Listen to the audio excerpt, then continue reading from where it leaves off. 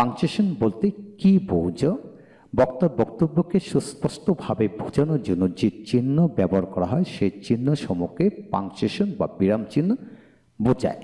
Punctuation সাধারণত কয়টি ও কি কি? পাংচুয়েশন সাধারণত আমরা দেখতে পাই 12টি। তো 12টির পরও আরও কিছু পাংচুয়েশন রয়েছে যেগুলো তেমন ব্যবহার হয় কম। তাই আসুন 12টি আমরা জেনে নিই। যেমন full stop, comma, question mark, exclamatory mark, inverted comma দুইটি, একটা হলো সিঙ্গেল আর একটা double, apostrophe, hyphen, dash, semicolon, colon, brackets, ellipsis, এই জাতীয় 12টি পাংচুয়েশন বা দ্যাট মিনস বিরাম চিহ্ন রয়েছে। আমরা 12টি সম্পর্কে একটু ভেঙে ভেঙে শিখব। সাধারণত ফুল স্টপ কত ধরনের সেন্টেন্সের ক্ষেত্রে এবং কোন কোন স্থানে বসে লক্ষ্য করেন। যে সকল বাক্য দিয়ে পূর্ণ অর্থ প্রকাশ পায় তাদের শেষে ফুল স্টপ বসে। বিশেষ করে ইন্টিগ্রেটিভ এবং এক্সক্লেমেটরি ছাড়া প্রত্যেক সেন্টেন্সের শেষে ফুল স্টপ বসে।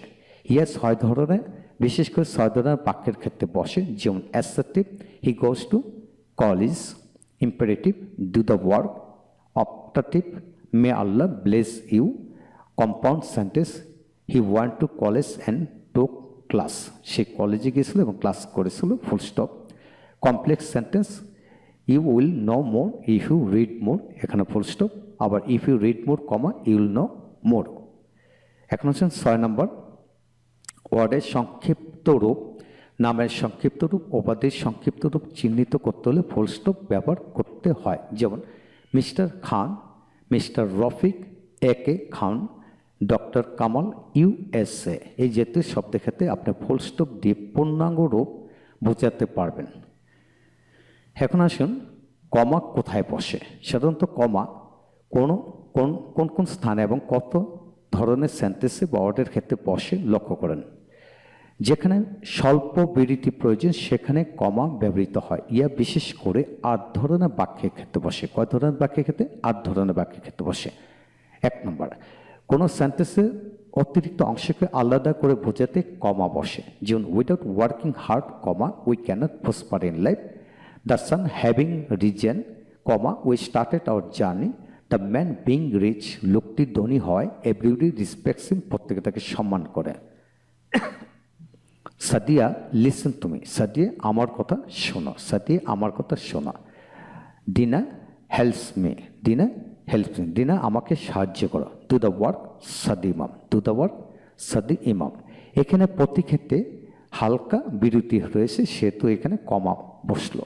তারপর আছেন 2 নম্বর, 2-এর অধিক সমজাতীয় ওয়ার্ড, ফ্রেজ, ক্লোজ পাশাপাশি থাকলে প্রথমটি কমা দ্বারা আলাদা করতে হয় এবং শেষের দুটি অ্যান্ড দ্বারা যুক্ত করতে হয়। যেমন সাদিয়া, সাদিমাম অ্যান্ড রোহান, এখানে 3টি শব্দ, সেহেতু এখানে কমা বসলো।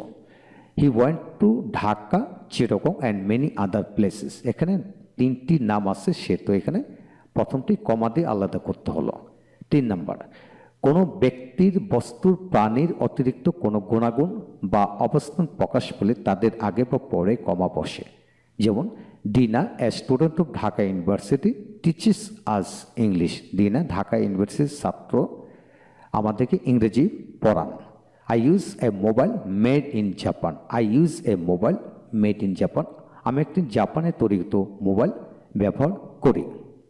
এই যেহেতু বাক্যের ক্ষেত্রে আপনার কমা দিয়ে আলাদা করতে হবে।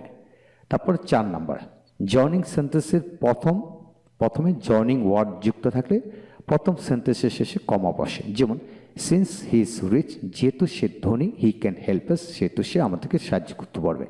If you do not work hard, যদি কঠোর পরিশ্রম না করে, যদি আমরা কঠোর পরিশ্রম না করি, we can not prosper in life. The man who is rich, যে লোকটি ধনী, can do many things in life, যে লোকটি ধনী সে জীবনে অনেক কিছু করতে পারে। এইভাবে জয়নিং যুক্ত বাক্যের ক্ষেত্রে আপনি মাঝখানে কমা বসাতে হবে। এখন আসেন 5 নম্বর, ডিরেক্ট পিচ এ রিপিটিং ভার্বের পরে কমা বসে। যেমন he said to me I shall do it, I shall do it. এইভাবে রিপিটিং ভার্বের শেষে বসলে ফুল স্টপ বসবে। যেমন I shall do it full stop he said to me, এটা খেয়াল করে পড়তে হবে। 6 number, however, therefore, indeed, of course, instance, for instance, as a result, on the other hand, moreover, so far ইত্যাদি শব্দের পূর্বে বা এবং পরে কমা বসে। লক্ষ্য করেন, I therefore pray and hope that, I therefore pray and hope that, এরূপ জাতীয় শব্দের দুই পাশে কমা বসাতে হবে। এখন আসেন 7 নম্বর, ডেট, অ্যাড্রেস, প্লেস নেম ইত্যাদি এলিমেন্টগুলোকে আলাদা করার জন্য কমার ব্যবহার করতে হয়। যেমন মার্চ 26, 1971, মার্চ 26, 1971, কিন্তু 26 মার্চ 1971 এইভাবে বসলে কিন্তু কমা বসবে না। তবে এইভাবে যদি সংখ্যাকে আলাদা করেন তাহলে কমা বসাতে হবে, কারণ এটা হলো দিনের সংখ্যা বোঝানো হলো, এটা হলো সালের সংখ্যা বোঝানো হলো, এই জন্য এখানে মাঝখানে কমা বসবে। তারপর আসেন 20/3, কলেজ গেট টঙ্গী গাজীপুর, এইভাবে বসতে হবে। 8 নম্বর, 3-এর অধিক অঙ্ক বিশিষ্ট সংখ্যা লিখতে কমা ব্যবহৃত করতে হয়। যেমন 1000, এখানে কমা দিয়ে বোঝাতে হবে এটা 1000। এখানে যদি বলা হয় 100,000, যদি বোঝানো হয় 100 পরে কমা দিয়ে পরবর্তী সংখ্যা বসাতে হবে, দ্যাট মিনস 1 লক্ষ। যদি 1 কোটি বোঝানো হয়, মানে 100 লক্ষ বোঝানো হয়, তাহলে এখানে কমা, 3 সংখ্যার পরে কমা, তারপর বাকিটা।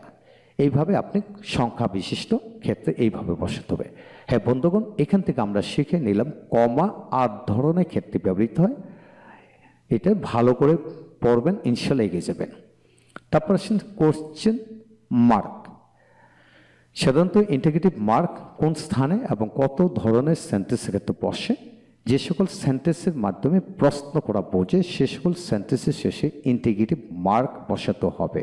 ইন্টিগ্রেটিভ সেন্টেন্স 3 ধরনের হয়, সিম্পল ইন্টিগ্রেটিভ, ডাবলস ওয়ার্ড যুক্ত ইন্টিগ্রেটিভ, তারপর টেক কোশ্চেন। এখন সিম্পল ইন্টিগ্রেটিভ হলো do you like me, doubles হচ্ছে why do you like me, interrogative mark. তারপর do you like me, don't you, এইভাবে আপনি খেয়াল করবেন। তারপর আসুন এক্সক্লেমেটরি মার্ক। সাধারণত এক্সক্লেমেটরি মার্ক কোন কোন ধরনের সেন্টেন্সের ক্ষেত্রে বসে, এই ক্ষেত্রে সেন্টেন্সের গঠন কত ধরনের হয় লক্ষ্য করেন। যে সকল সেন্টেন্স বা ওয়ার্ড দ্বারা মনের আকস্মিক আবেগ, ভয়, বিস্ময়, উল্লাস ইত্যাদি প্রকাশ পায় তাদের শেষে এক্সক্লেমেটরি মার্ক বসে। এক্ষেত্রে সেন্টেন্সের গঠন 4 ধরনের হয়। যেমন 1, what a beautiful girl she was, এখানে বাক্যের শেষে সাবজেক্ট বার আসলো। তারপর আসেন 2, how beautiful the girl was.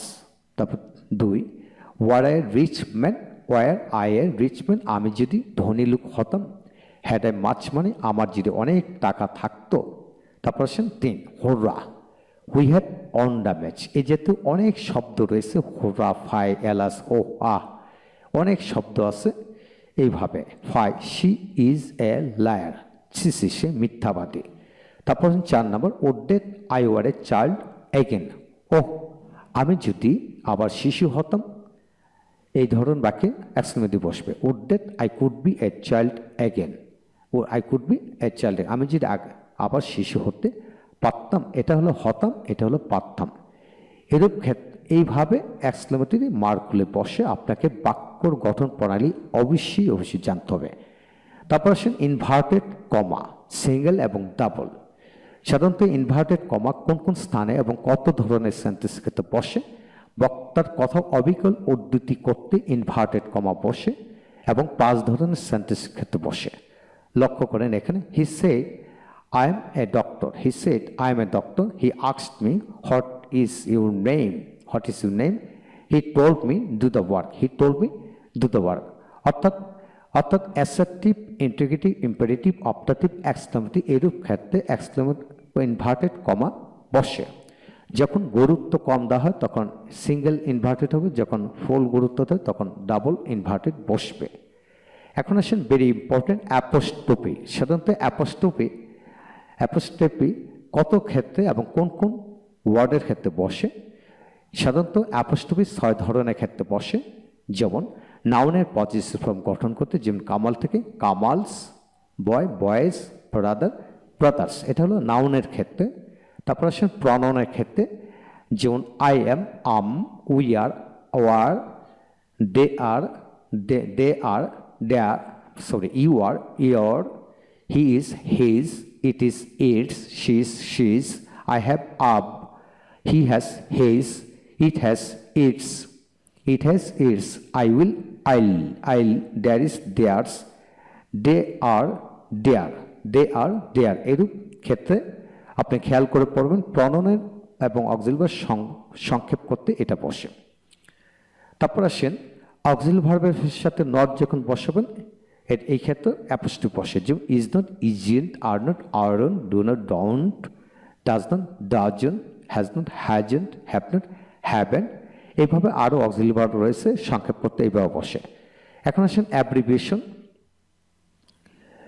Abbreviation পোরাল করতে অ্যাপোস্ট্রোফি বসে, যেমন দেয়ার আর 7 এমএস ইন আওয়ার ফ্যামিলি, আমাদের পরিবারের 7 জন এমএ ডিগ্রিধারী লোক রয়েছে। এখানে এমএস ক্ষেত্রে আপনি এইভাবে বসাবেন। তারিখে সংক্ষেপে লিখতে, যেমন জুলাই 12/14, অর্থাৎ এখানে সংক্ষেপ ফর্ম ক্ষেত্রে 2014কে এর পরিবর্তে 14 দিয়ে বোঝানো হলো। অক্ষরে বা অঙ্কের সংখ্যা পোরাল করতে আপনি অ্যাপোস্ট্রোফি বসে, যেমন দেয়ার আর 2 এলস ইন দিস ওয়ার্ড, অর্থাৎ এই ওয়ার্ডে 2টি এল রয়েছে, দেয়ার আর 2 এলস, অর্থাৎ অ্যাপোস্ট্রোফি এস দিতে হবে। হ্যাঁ, এই হলো অ্যাপোস্ট্রোফি। হ্যাঁ বন্ধুগণ, আপনি যদি সত্যি ইংরেজিতে দক্ষ হতে চান, গুছিয়ে ইংরেজিতে কথা বলতে চান, আপনাকে অবশ্যই পাংচুয়েশনে এ টু জেড জানতেই হবে। তাই এই ভিডিওটি একাধিকবার দেখুন, ইনশাল্লাহ পুরো বিষয়টা ক্লিয়ার হয়ে যাবে। Thank you very much.